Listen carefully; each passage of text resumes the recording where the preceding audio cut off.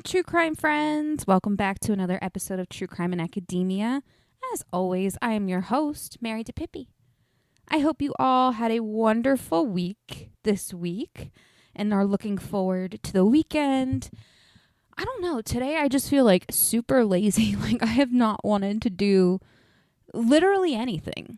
I don't know. I'm like partially tired mentally and also physically. So I think that has to do with it. It's been a busy week at work, so that probably doesn't help either.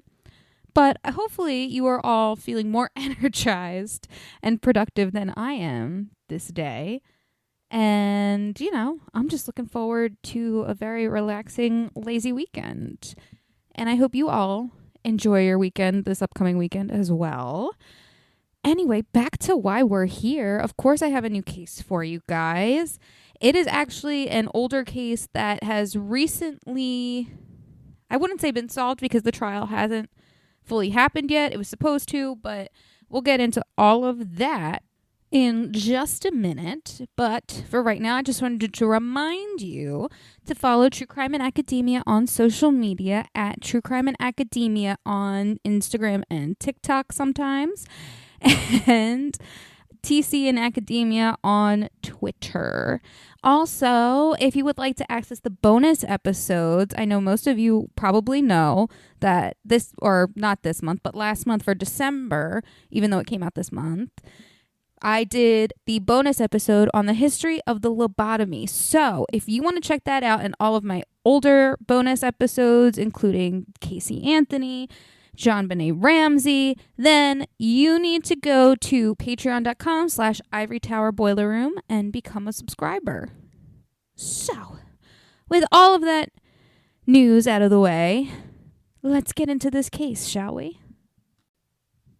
On June 4th, 2007, Gordon Knutson drove to Minot State University at the behest of his wife, Sharon. Their daughter, Anita, an 18-year-old elementary education freshman, had not been responding to their calls and hadn't shown up for work. When Gordon reached his daughter's apartment, he knocked multiple times, and there was no response.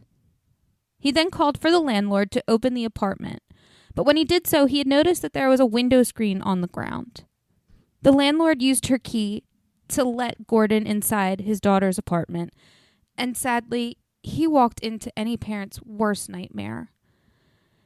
In her room, on her bed, covered by a coat, Anita's lifeless body was covered with her own blood. Gordon immediately called the cops, and when they arrived, it was determined that Anita had been stabbed twice. Even more sadly, it would be 15 years before police would make a credible arrest in her murder. Anita Knutson was one of 3 adopted children to Gordon and Sharon Knutson. Anita and her siblings, Anne and Daniel, were all adopted at a very young age. Now, I personally find it quite admirable when couples choose to adopt versus having their own kids, and obviously I don't want to be insensitive. I understand that there are other reasons why people adopt, and, sadly, infertility can be one of them. Now, obviously, I didn't find, nor did I even look for why the Knutsons adopted. Quite frankly, it's none of our business or mine. That was the decision they made. And it seemed like, by all accounts, Anita had a very normal and happy, loving home with them. Anita was a very bright and driven girl. She worked multiple jobs to put herself through college and stayed in an apartment that she shared with her roommate, Nicole. Now, despite being super busy with work and school and just being an 18-year-old, Anita always made time for her friends. And even more specifically, she always made sure that she kept in communication with her parents. Anne, her sister, stated that Anita just always had a way of making you feel like the most important person when she spoke to you. Police on the scene determined that nothing had been taken. Her purse, wallet, phone, keys, and other personal effects, including her car, were there. A pocket knife, however, with dried blood on it, was found by the bed close to the wall and the open window. Because remember, that window screen that her father Gordon found, well, it had come from that window in Anita's room. Crime scene investigators tested the blood on the knife, and it proved that that was the murder weapon because obviously Anita's blood was on it. The autopsy also concluded that Anita had not been sexually assaulted and had died the day before her father had found her. I couldn't find what the coroner said was the exact cause of death, but it seemed that the 2 stab wounds caused her to bleed out, and thus the mattress that she was laying on was completely soaked. Despite having the murder weapon, there was very little evidence, and there wasn't much to go on. Police combed through Anita's personal life via her phone, her computer. They talked to her friends, and they determined that the last text exchange was at 4:48 a.m. with one of her friends. However, nothing substantial came of this, as the friend was not involved at all with her murder. They also never named this friend, which kind of leads me to believe that either A, they kept it under wraps really well and the media didn't get whiff of who this person was, or the person at the time was a minor, therefore, obviously that information wouldn't be available. At first, the initial list of suspects was long. The first person they interviewed, one of the first people that they interviewed, was a man named Tyler Schulmaltz. Tyler had been Anita's prom date the previous year when she was a senior, and he had stated to the police that while he had a crush on her, he, never really got involved with her. The two never really dated. However, they lived in the same apartment complex, which, again, could be suspicious and cause for motive, but he maintained that they were just friends. And I just want to point out that it is important to mention that because of this lack of evidence, police are also trying to find a motive.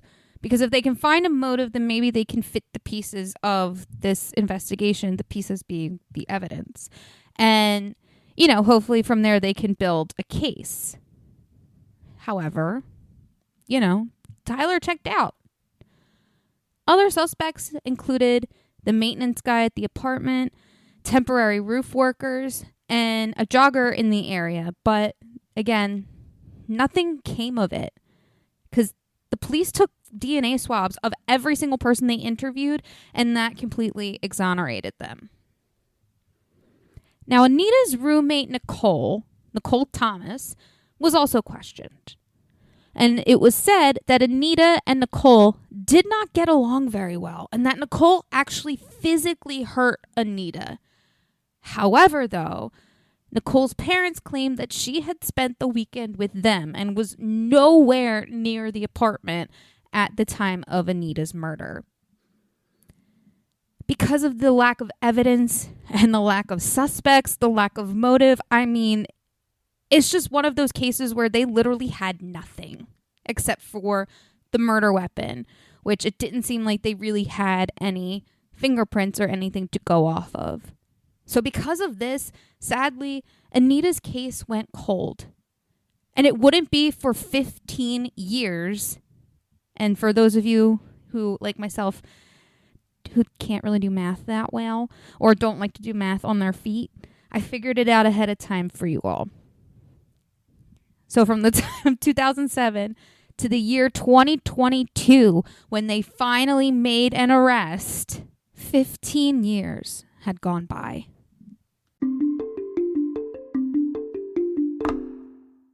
Hey, True Crime and Ivory Tower Boiler Room listeners.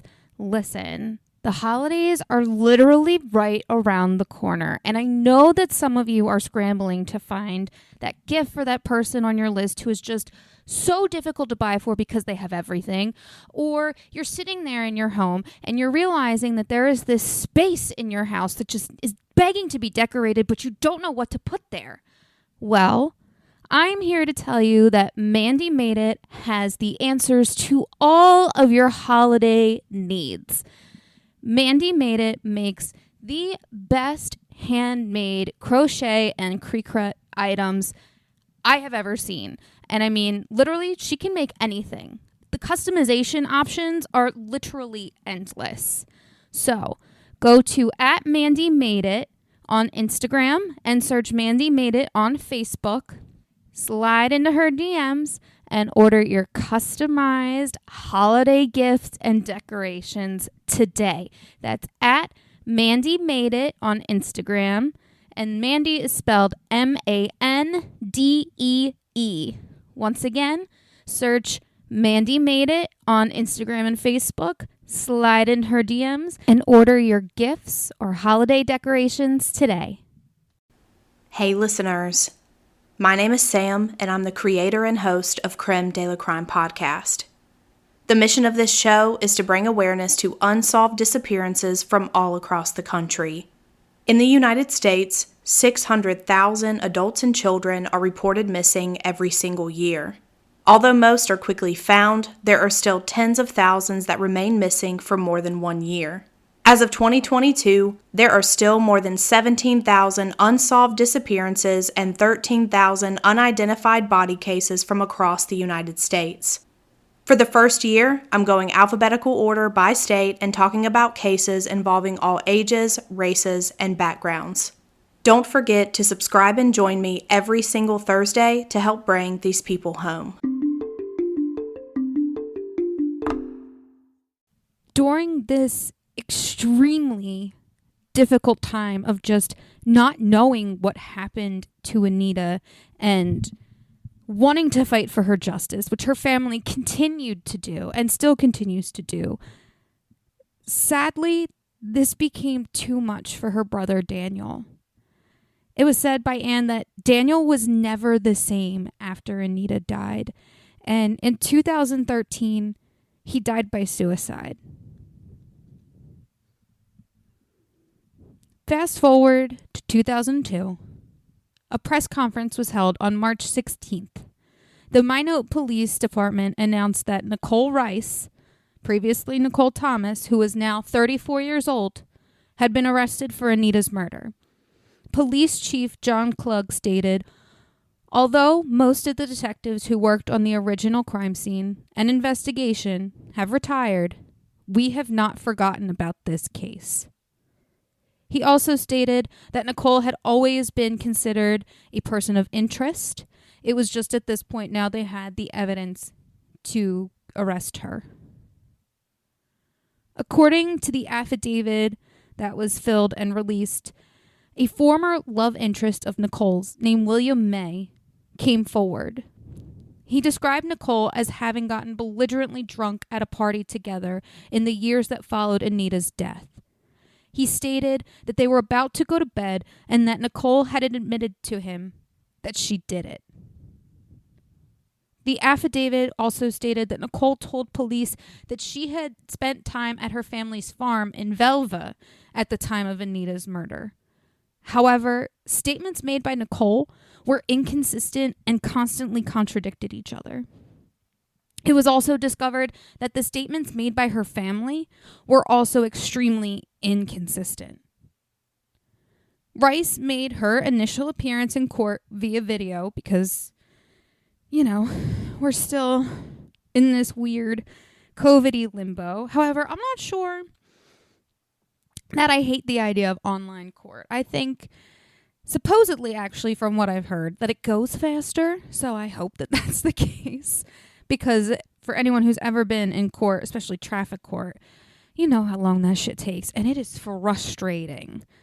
But back to Anita's case, back to Nicole. The judge set her bond at $120,000 or a $250,000 shortly bond.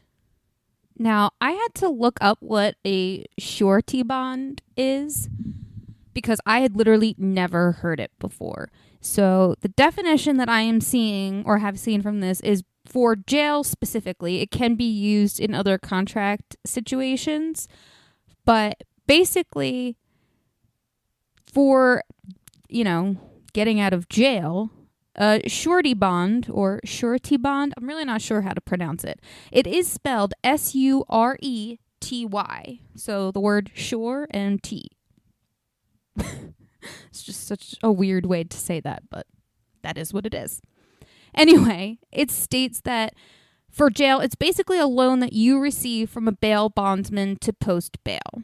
Now, the bondsman will meet with you and post the bail on your behalf. However, in order for them to do that, you need to pay him a non-refundable premium. And this premium is usually 10 to 15% of the bail amount. The bondsman then contacts the surety provider and borrows the necessary cash to post a bail on your behalf. Now, this bond specifically acts as a guarantee that you will show up for your scheduled court hearing after you get released from jail. And it is generally higher than a normal bail. Nicole and her family, or whoever, was able to post the bond March 17th, which was the following day. She was to be in court on April 21st for her preliminary hearing and arraignment. However, I didn't see anything that came of that. I'm not even sure that it happened necessarily. There was a statement from a clerksman that said that this trial was going to be prolonged, but that's not necessarily uncommon in murder cases. As of now, though, Rice is set to have her pretrial conference on March 1st of this year. So, I will be keeping you all posted on this case as I see more things come out of it. However, I just wanted to share it because I was, just happy that they were able to get a break in this case and make an arrest. I mean, obviously, Nicole Rice is technically innocent until proven guilty. And because it's an active case, especially with her being on trial and everything, we're not going to see much of the evidence until the trial comes out. So I'm very curious to see as to what the evidence is they have against her. And it would make sense because if they didn't find any other DNA, obviously someone could have worn gloves. They could have, dextered the whole situation to make sure they didn't leave anything behind, even though we all know that's technically nearly impossible to do. DNA just gets everywhere. But because she was her roommate, they wouldn't necessarily have a reason to not rule her out. Or, I'm sorry, they would have a reason to rule her out because she lived there. So it would make sense that her DNA would be there anyway. Either way, I'm just glad that they've made some headway with this case. And like I said, I will keep you all posted as, the trial comes out. We're almost at a month-ish away, just over a month away from her pretrial anyway. So we'll find out more then. And, until next time, my darlings, I hope you all stay safe out there, stay healthy. And until next week, I will see you all later. Hi, Ivory Tower Boiler Room audience. It is Andrew Rimby, the director of the Ivory Tower Boiler Room. Welcome to our winter season. And are you trying to stay warm this season? Well, guess what?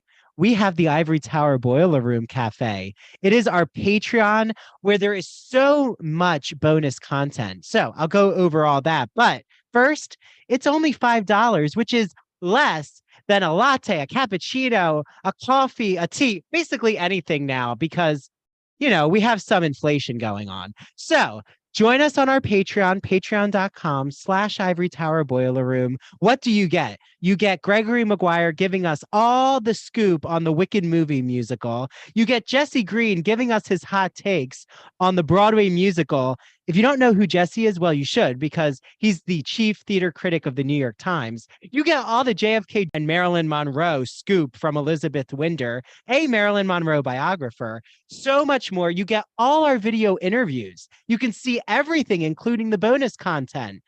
And Mary's going to tell you from True Crime and Academia what you get later. But if you're not following us on social media and seeing our video teasers, well, you need that to stay, nice and energized on these winter days. So follow us on Instagram and TikTok at Ivory Tower Boiler Room.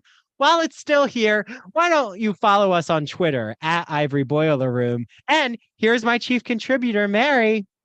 Hey, True Crime friends and Ivory Tower Boiler Room friends.